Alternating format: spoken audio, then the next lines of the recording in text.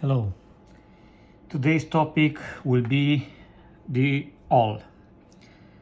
So the initial one was something like this. This is the Speedy Stitcher.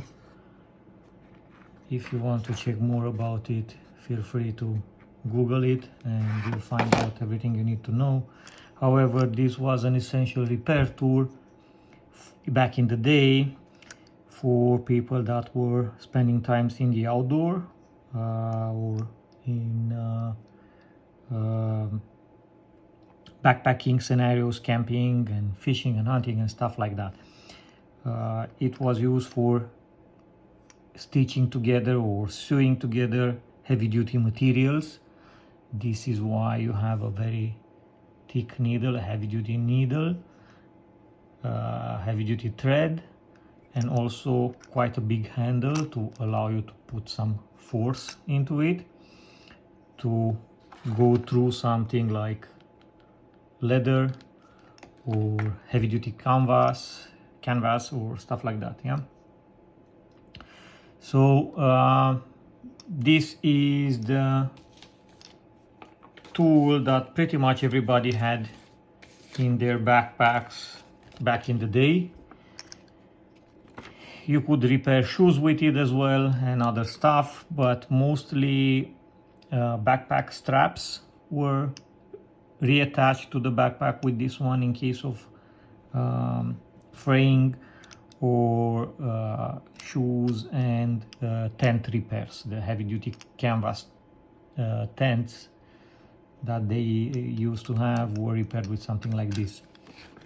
Now it's quite easy to use it. I'll try to kind of demonstrate it here with a piece of commercial paper here.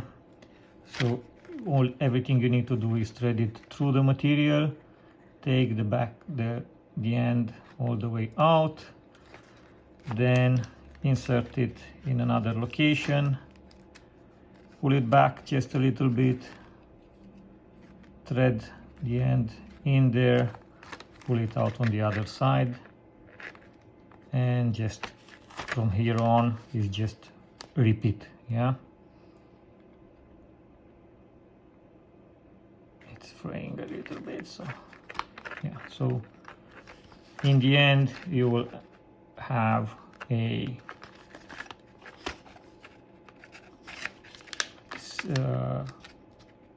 bond between the two materials. Yeah, you'll be stitching the two materials together, so it will be a heavy-duty stuff. Now this, in many people's eyes, doesn't have too much of an application today. I tend to disagree with that. So for me it's very important to have one of them with me. Actually, all the tools I carry with me in the outdoors will have an awl one way or the other. If they did not come with one built in, I modified them in such a way that I will have an awl with me at all times. Just because it happened to me. I was up in the mountains at one point. We were a team of 4 people. We were hiking the tops of the mountains back home in the Carpathian Mountains, and one guy had his sole of his shoe torn off, and we did not have anything to repair it, so we had to come back down in the civilization to and end that trip prematurely because that little inconvenient. Yeah. So we had some glue. We tried glue. It didn't work. We tried to wrap something around that, but it was too dangerous to continue the hike with unfit, improper shoe wear. So we had to abandon the trip and come back home. Yeah, at least me and the guy that had that problem, because we could not let him come down alone into a rocky terrain and treacherous terrain. So 2000 meters or higher, it's no joke, so you have to be careful. The mountains are not forgiving you for mistakes. So yeah, bottom line is I learned the lesson the hard way. So now I always carry something to repair my gear with, and all is an important part of that kit. Now, different tools have different type of awls, and I'll try to go through them. I have mine kind of in two main categories. So multi-tool awl, if I can put it like that. So it's a combination between a reamer and an awl. These were designed mostly for leather work. Yeah, you can see it in Victorinox, and also Leatherman Signal has something like that. They usually have a bigger hole for the thread there to be able to allow you to use some leather thread and do some leather stitching in this way. Also, you can use with something like this, you can use natural fibers. So either if you talk about the roots of spruce trees, or I don't know, bark of willow, or some other threads fiber made from stinging nettle and stuff like that, you will need a bigger hole, so therefore you have it here. Also sinew as well. Yeah, then it was kind of similar with Victorinox, just this is not very big hole there. So in this case you need a smaller diameter thread to, but it works similarly. Both of them are sharp on one edge for the reamer part, and kind of curved into the other side to allow it to push against the material to kind of cut its way into the material. So that's how they were designed to work. However, in modern materials, something like this, if you have a loose strap on your backpack, it will be kind of difficult to stitch it with something like this, because it will tend to cut fibers you don't want. So you have to pretty much prepare the work first. So do the holes, burn them with a lighter, and then do the stitching afterwards. Also, you'll have bigger holes that you want and not enough stitching there in a compact format, so it's not necessarily the way to go. But if you don't have anything else, this will do. Yeah, so the other type is the same needle as in the Speedy Stitcher. They come straight or curved, and this is the type of awl I usually tend to replicate when I modify a multi-tool. Now, some of them are easier to use and modify than others. For example, this Leatherman Crunch here, it's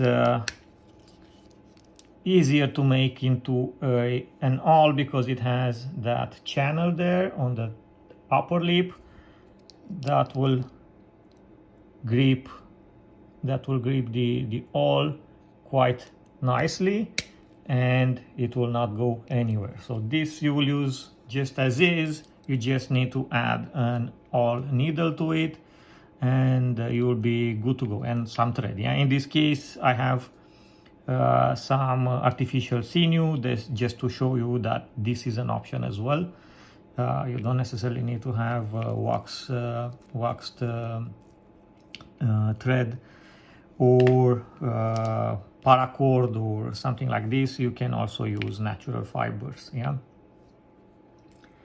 So that will be one option. The second, that was actually my second Leatherman. My first one was this one, and when I bought it, I really hated the fact that it doesn't have an awl. So that was my first mod to the Leatherman Charge. It was to add an awl to it, and for that purpose I needed to, I will try to show you, I'll see if it's visible here or not. I needed to modify the microbit adapter. So in particular that piece of metal, that spring, that it's usually just leaning against the microbit in there, I turned it the other way and I curved it in such that it has like a hook tip, and I also threaded, I hope you can see it here, I also have created a channel into the needle so that tip of the spring there will catch the needle to prevent it from coming out. Yeah, so you'll sew through thick materials when you use the awl, so that will be lots of friction in and out, so you want to have good retention on your needle there. So that was my first modification. This instantly became my outdoor multi-tool. I will have it with me always when I'm outdoors, just because as I showed you in another video, I can use a bigger saw with this due to the clip it has, the pocket clip. So if you want to check that out, you will find in my channel the other video clip for that. Also, I modified for this one, I've modified the screwdriver. I made it into a chisel there, and yeah, so it became my outdoors multi-tool. So that was the first. This was the second. The thing that I didn't like here was the fact that I had to grind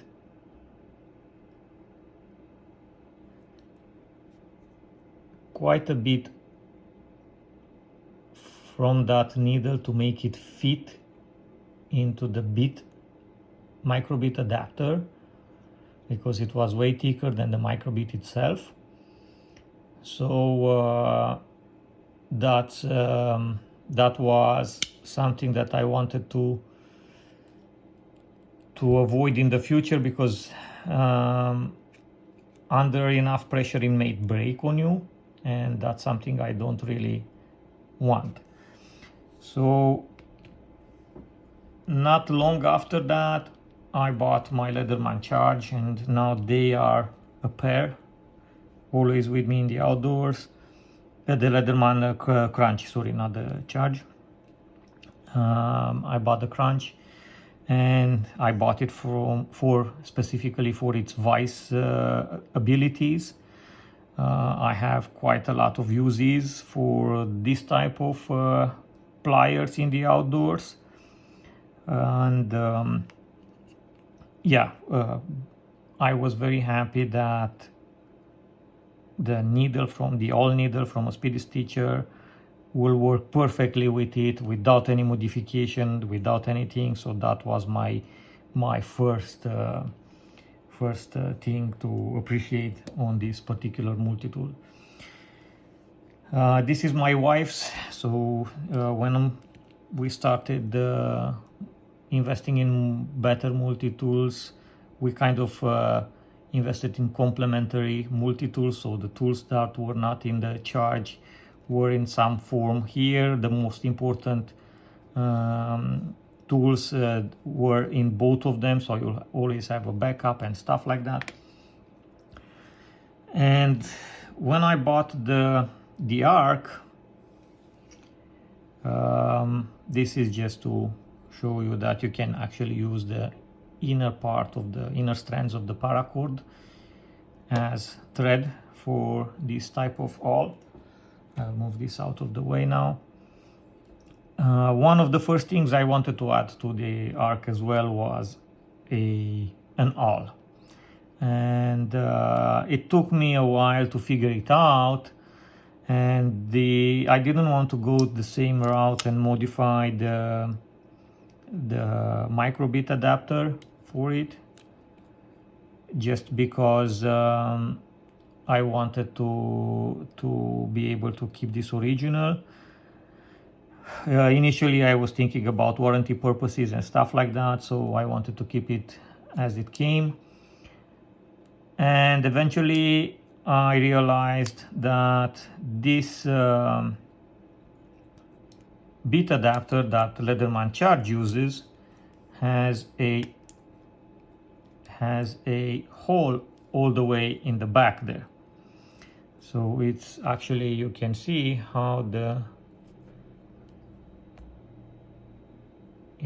so you can see how the needle gets all the way through there.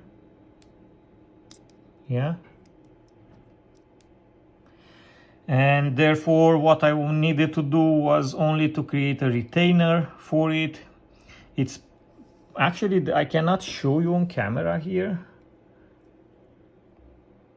but it's pretty much the exact same size in diameter as the needle itself. So it's a perfect match. It was a perfect match. And therefore what I needed to do was just to grind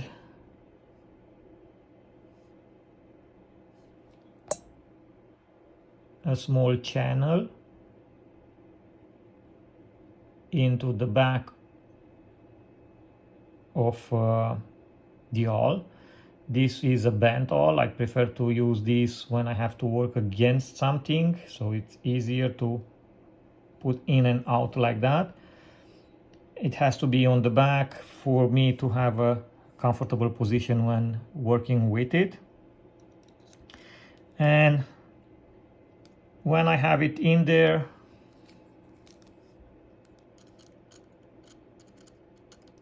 let's see, like that, the only thing needed to be done is to insert a stopper there, and now this cannot come out. It's the same principle used in some axle and gear, in mechanical stuff, gearboxes in cars and other devices as well. You have that half moon piece that fixes a gear in place on an axle. It's the same thing used in Japanese traditional woodworking, where they did not use screws and nails. They were just creating pieces out of wood that will fit between other pieces to jam everything together. So it's the same principle here. Once it's in there, it's no way to come out. I use it, I keep it in place with a sewing needle, just because this is also in my kit always. So it's something that I have with me. It's not something that I need to carry extra. And the only inconvenience is that it's a bit too low. So you can see it's bending the needle when you close it, or when you lock it down, but that's also good because it's making everything become a rigid one piece. It will behave like one piece. So now I can use my Leatherman Arc as an awl, and I'll have the same proper grip to work with, to be able to put some force into it. I have the strength of this needle because it's not altered in a significant matter to kind of make it flimsy. And I have the awl with me at all times. This lives in my accessory kit for my Leatherman Here I have all the parts and small pieces that I use together with my arc.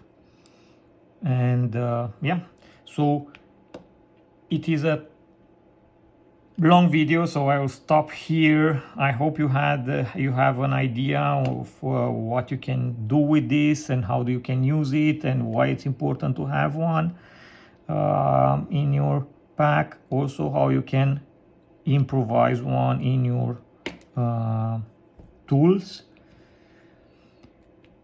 and make sure that way that you always be able to repair your gear in the field. I won't say in no time, but quite easy. Yeah. Thank you very much for your patience. This was a long video. If you have questions, feel free to put them in the comments. And other than that, I wish you all a good day.